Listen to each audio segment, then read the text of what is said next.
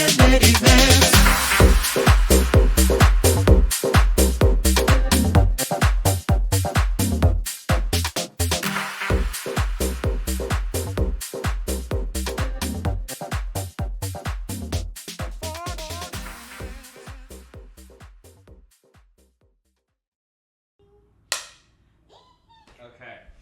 And the glittery pirate ship takes sail. And now it's recording? With a new pirate on board.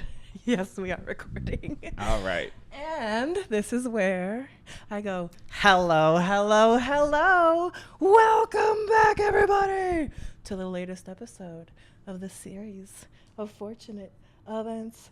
A podcast. Don't mind me, I'm getting my notes.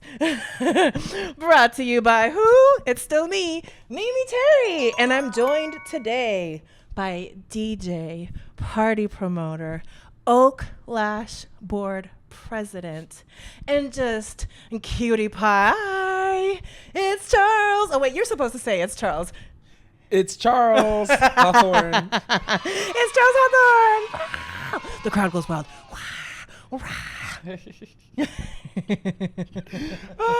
Welcome to the podcast. Thank you for having me, Mimi. Oh, thank you for coming. It's an honor. Wait, yes, thank you for coming. We're getting just off the top very silly goose. Charles is one of my favorite humans on the planet. I've been able to get to know them through the Oak Lash work that we do together and beyond. Yes. And they've become a good friend and somebody that I look up to a lot and I respect so much. So I'm really honestly so honored to share this time with you and capture it for the little time capsule that is SOFE Pod. Yes, I feel very much the same. It's been such a joy getting to know you, and I don't know. I was talking to my mom this morning and I was like, I'm going to go record this podcast with Mimi and we're just going to talk, and anything Mimi asked me to do, I'm going to do it. So we're just about to go and have a time. Tell me more how much you love me. No. So like I said, I know you through the Oak Lash work, but I think you're also just an amazing DJ. Mm-hmm. And I want to start there. Oh, and let me not forget, because I just read your Substack. Ding. I read your Substack today, and you also are expanding into taking on clients for executive coaching. Yeah. So I want to make sure that we get into all of that. Actually, you know what? Let's start there so I don't have a stoner brain moment and forget. What is it about executive coaching that speaks to you, and what does your ideal client look and feel like? And not like physical looks, but like, as a client working relationship. Yeah, I mean, it's been really interesting. So I've been doing harm reduction work for about pulling up on 8 or 9 years now, which is kind of wild. And you keep going because, again, it's like my intrusive brain is like, is it recording? You keep going. Yeah, so I've been doing harm reduction work for about 8 or 9 years. And so I've done a lot of organizational development work and just kind of helping a lot of nonprofits and syringe service programs, harm reduction programs, just kind of do the really hard work of bringing together all these really strong values they have around anti-capitalism, being against the prison industrial complex, being against the war on drugs. Yeah. How are we building new ways of working together and living together that are outside of these structures, while you're also a fucking business and you're a nonprofit, you're a company, essentially. You still need to make the numbers add up, you still need to hire people, you still need to fire people, you still need to do all these adhere to HR requirements, all these things. And so I've kind of started by experiencing the other side of that, of being an employee and having a lot of work experiences where I just really felt like I needed somebody to just shake my directors and just be like, I know this is stressful, but get it together. It's okay. You can be honest, you can be real, people are adults, and you just really need to be able to show up in this in a way that I just don't think a lot of the times people who are doing this type of work have the support and the opportunities to. Yeah. So I think that that's kind of what was my initial motivation for it, was just being able to show up for people who wanted to do really, really good work, but you just don't have the mentorship. You don't have the sounding board, especially when you're an executive director of a nonprofit, of a really small nonprofit. It's you're kind of by yourself at the top. There's Yeah. nobody who's going to give you direct feedback. There's nobody's going to tell you what's going on. And like every person has like their own perspective and things going on. And so I think that that's kind of where I started. And I think also it's kind of like merged in with a bit of the way that I've been approaching my nightlife work now too. Sure. And so I did like I'm getting my certification right now through like the Berkeley Executive Coaching Institute. I So saw that on your Substack. Ding! Ding! I know, it's super cute. It's been a really great program. They gave me a scholarship for it, which was lit because it was very expensive. And what it just and I think a lot of the people who go through that program, what they're doing is more typically like going and being like executive coaches for like middle and upper level like management at like Apple or like Google and stuff like that. And so I feel like most of the people who I see myself working with on one side is like people who are running like nonprofit programs that are like values driven, things that are like about the environment, about public health, about harm reduction, about like youth, about anti-incarceration, like things like that. Sure. And then a lot of like middle management stuff of just like people who are like, you know, you've been working in the field for a little bit and you just you're stepping into your next era. And you maybe are going from like being peers with a bunch of people who you're working with to being their supervisor. And now you're kind of in this crunch space and you're having to learn all these like new ways of working with everybody around you. And just kind of being able to be like, not necessarily a therapist for people, but helping them kind of imagine different ways of like how they want to show up. And then like, I just feel like there's a way in nightlife where we have none of that. Yeah. Like there's no systems really, of course, because it's just like a asynchronous, like artist, service, entertainment industry space. It's very similar to like kitchen staff. Exactly. And you only learn how to act through other people. And if you're surrounded by a lot of people who are toxic or who don't know what they're doing or who are doing their best, but like don't necessarily have like The tools. good boundaries, Yeah. good ways of like showing up with other people. And so like, it's been like a real joy to kind of do that. So I feel like ideal clients are people who like really want to like show up the best they can and do really quality work.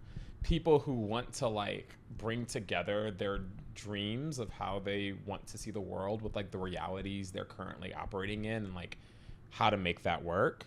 And people who just like really want to be coached and learn how to grow. And like I try to not be in a space of like, and in my practice, especially if I'm like coaching people, I'm like, I'm not here to give you advice. I'm not here to like necessarily tell you what to do.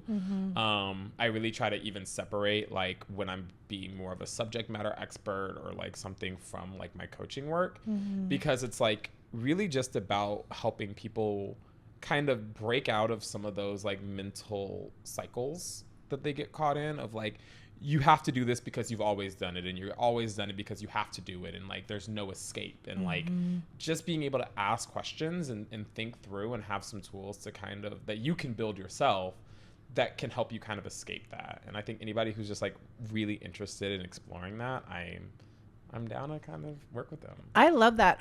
This inspired, just off the top of my head, a quick little gamelet.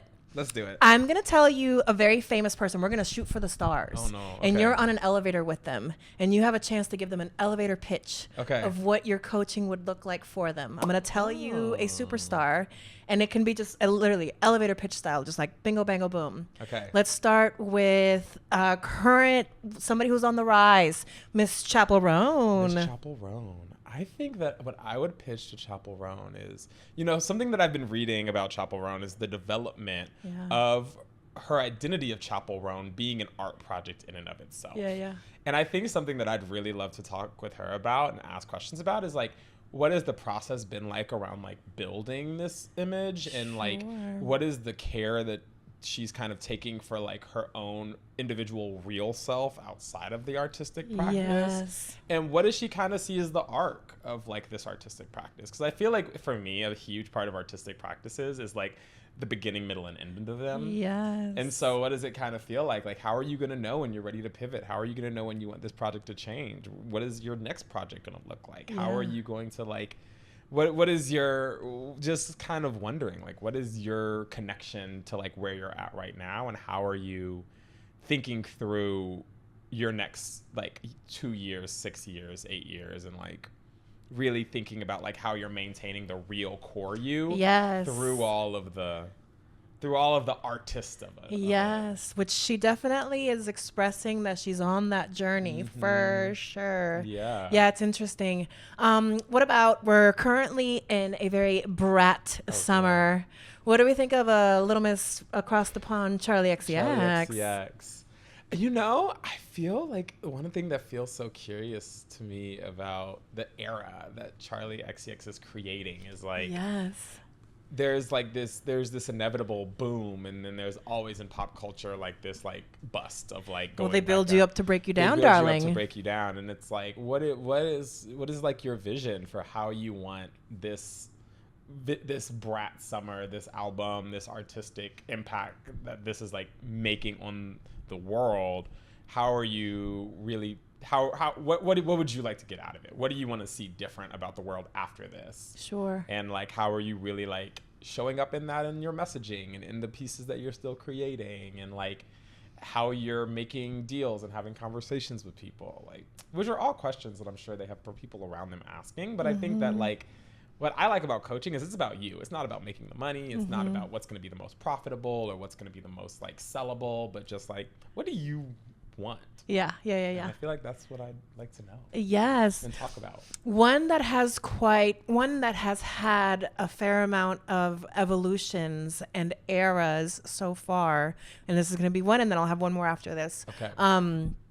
Miss Stephanie Germanotta, aka Lady Gaga, who's now, you know, like mogul with the makeup and the movies and the music and another club, boardroom, another boardroom.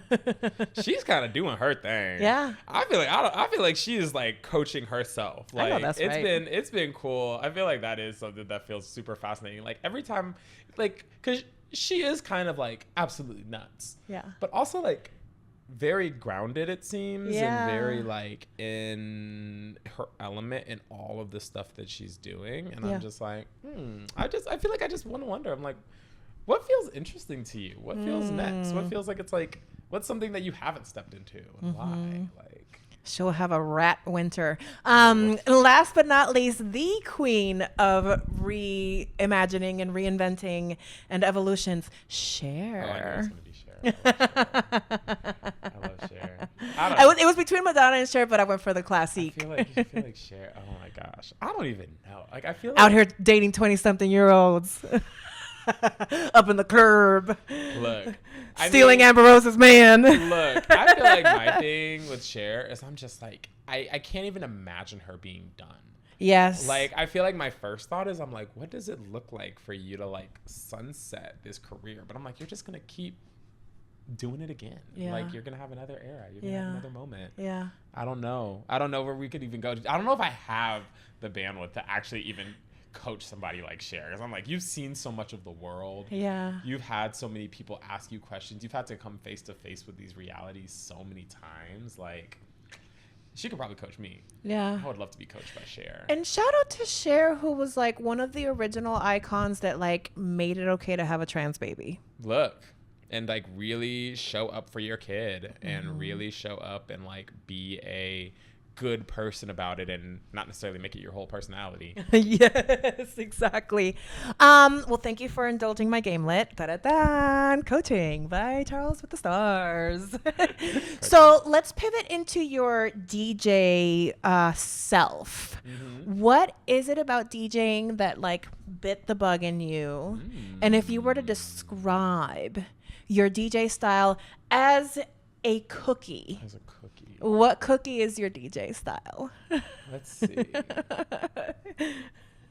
Is it a chocolate chip? Is it a white chocolate macadamia? I feel like the core of it is like a butter cookie with like pecans. That's very Charles coded. Yeah, like a butter cookie with pecans. It's like a little like down home. Very, you're not gonna get that at the cookie store. Somebody had to make that. Yes. But they knew what they were doing when they made it. Yes. And you know what it is when you see it. Yes. And you're like, I'm going to have one. It's really good, by the way. I had one. So what is it about DJing? How did you get started? So literally, I don't know. It's one of those things, which is something I think that a lot of people who flirt with DJing kind of hit, where it's like, you're in the club and you see the DJ and you're like, oh, what the hell are you doing up there? And then you spend a lot of time in the club being like, this person isn't very good, which is honestly where I think all DJs should start. Is you have to start from a place of, I could do that better.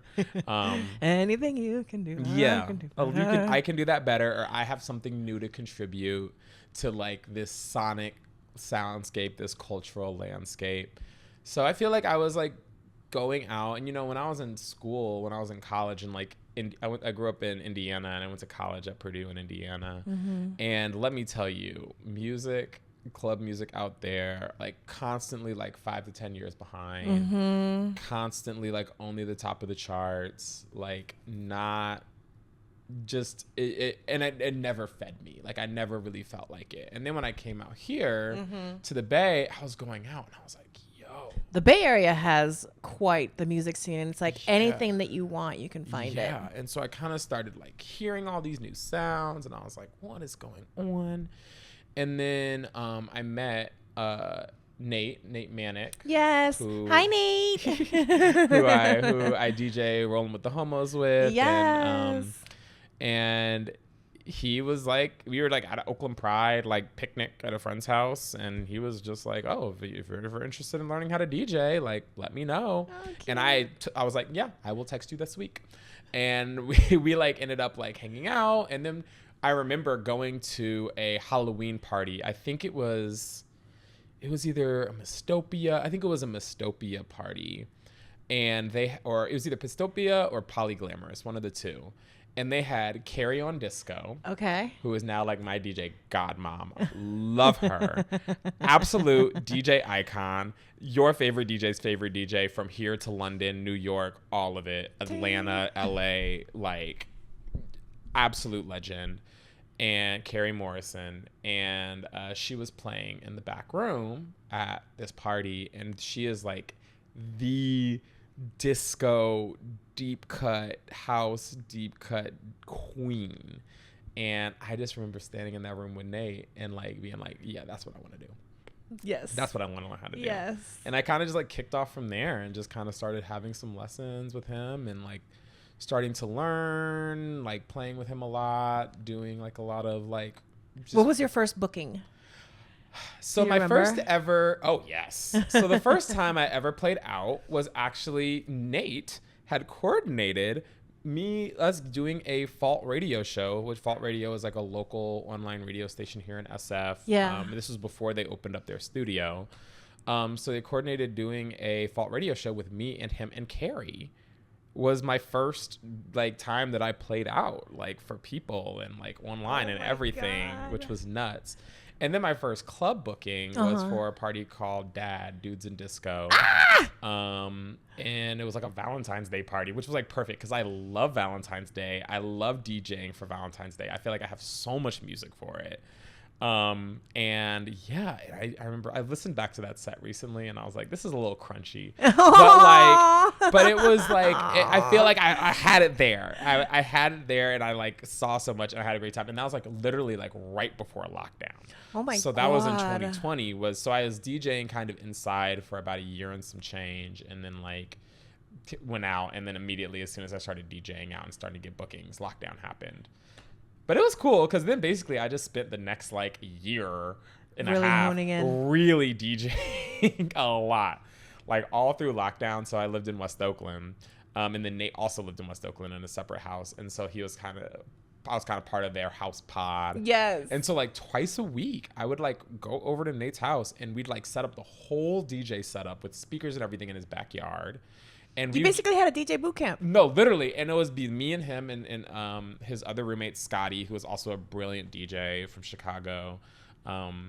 And we would like DJ for literally like 6-8 hours, like 2, maybe 3 times a week. Oh my I was gosh. like downloading so much music. I was getting so much practice. And like Nate and Scotty are like hard critics as well. And so I was getting a lot of feedback on my DJing. So yeah, I felt like by the time I kind of came out of that, I was like so honed in that I was just like, cool, I'm ready to go. You're so good. I've had a lot of practice, and I've had a lot of feedback from friends, which has been lovely. Well, and you are one of those people that not only knows how to give feedback, you know how to take it. And you've actually helped me learn how to take feedback better. How? Oh, just watching you give and take it. And working with Oaklash and just the way that we interact with each other, there's so much respect at the baseline of it, that you know that even if it's like a hard pill to swallow, you know, not only is it going to make you feel better, it might just make you better. Mm-hmm. And like that there's love behind it. And, you know, I had to walk away from a project, that redacted day job recently, because it was a shit show and it wasn't serving me. And really, like, it wasn't even going to like make that much of a difference on my review anyways. That's always the detail. Yes. And like, y'all stressing me out for nothing. Yes. Like, I'm going above and beyond because I like this shit. And y'all are just making it hard and like low key, like microaggressions and like weird shit. And it was really weird. And I had this moment where it was like falling to shit and like it was really chaotic. And I was like, I know what collaboration and accountability looks like because of the work that I've done with you, with Oaklash, with Celeste. So thank you, because it was part of what like put wind under my wings to fly the fuck away. Fly, little bird, fly. I think that's the thing that I've really appreciated about like working with Oaklash and like working with some teams that I've been able to over the years. Like when you know when it feels right. Yes. You know when it feels right. You know when people are linked in for the right reasons and they want to be here and they want to be with you. So then you know when it feels off. You either gotta correct course or get off the track. Yeah, because like some of these little beaches was talking about, oh, this is a volunteer role. I'm like, you're still getting paid. We're doing this on the clock. I know about volunteers and volunteer work. There's like work and then there's volunteering. This is like fun work that we get paid for. You might want to do it right. But anyways, I thankfully, again, and like I have a really good team at work too that like I roll up to ultimately. So I was just able to like, walk away. Before we take our first little commercial break, I want you to plug your Substack. Oh my gosh. CharlesHawthorne.substack.com. I'm working on building it out. I've been wanting to have a newsletter for a while, and I just had to get the energy and the bravery to do it. I like writing about myself, but I feel like it feels a little self-grandiose and masturbatory sometimes. So I'm fighting through those. I know, it's my favorite word. It's such a good one. But I'm pushing through that, and I'm excited to kind of just like be able to share a lot of events and things that I've worked on, and like kind of just have a little bit more of a long form thing, because I don't know if anybody follows me on Instagram. I am a real bad about like a 2.5 page Instagram caption because I have so much to say. So I'm like, I might as well just like write this out. You need a podcast. Yeah, I am a talker. I am a yapper. I have opinions, and I am not scared to share them. So follow my Substack, because then also that's where you're gonna get the first Substack, scoop. Not Subscat. Not the Subscat. Save that for Folsom. My Substack, and you'll be able to get the first look at like events I'm working on and things that I'm doing, and learn a little bit more about what I'm doing during the day. And I'm hoping to start sharing some like musings and thoughts that like, I don't know. I have all these conversations that I get to have with like a lot of people like you and like other mentors I work with and other like people who I get to like kind of mentor. And I don't know. I think that I'm just excited to kind of like distill some of those things down and share them as best as I can. Sign up for their Substack. And while you're at it and you're in these internet streets, go to patreon.com/MeMeCherry. It is live. Right now, it is slowly being built out, but there's already stuff there. It's happening. There's action. We have our honey level, $3 a month. You get early access to new podcast episodes, access to the back catalog that's slowly being built up, production credit and video episodes. Patrons will also see work in progress, plus you get a sticker and a little handwritten note from me every 6 months. Oh yeah, Because Mimi everybody stickers are gets good. something in the mail. Then, if you're in the sugar level, this is $6 a month. That's like a couple of cups of coffee. Like, come on. You get That's all one cup of coffee. depending on where you are. You get all the previous benefits, but you get a sticker and a handwritten note every other month. Ooh. And then the next level is going to be the caramel level. And this is going to be $9 a month. You get everything from the previous and the previous. You get the things. You get the production credit. You get access to the back catalog. You get access to the early episodes. You get the sticker. You get the note every other month, plus a t-shirt every 6 months. And I'm getting samples. I have a little sample around here somewhere. And last but not least, fan requests. So if you want to see something special, like maybe you want to see Charles give me a DJ lesson, you can request that in the caramel level of the Patreon. So with that in mind, SophiePod.com/Patreon. Ting. And we'll be right back. Okay. Cute. In my crumble opinion, I strongly identify as Zendaya as an Oakland baddie with a twink problem. Boink. Horny jail. The movie Goons. Gooning is to masturbation what Tashi's conception of tennis is and what the boys think tennis is at the beginning of the film. End zone, penetrating the end zone. I don't know. What are some other home run, home base, touchdown? Let's punt. Rhymes with I don't know. That's fishy to me. And that straight guys are sometimes the most queer. Challengers does for queer theory what Barbie thinks it does for feminism. In my crumble opinion. Hi kitty cats. This podcast has a part 2. See you soon. MeMeCherry.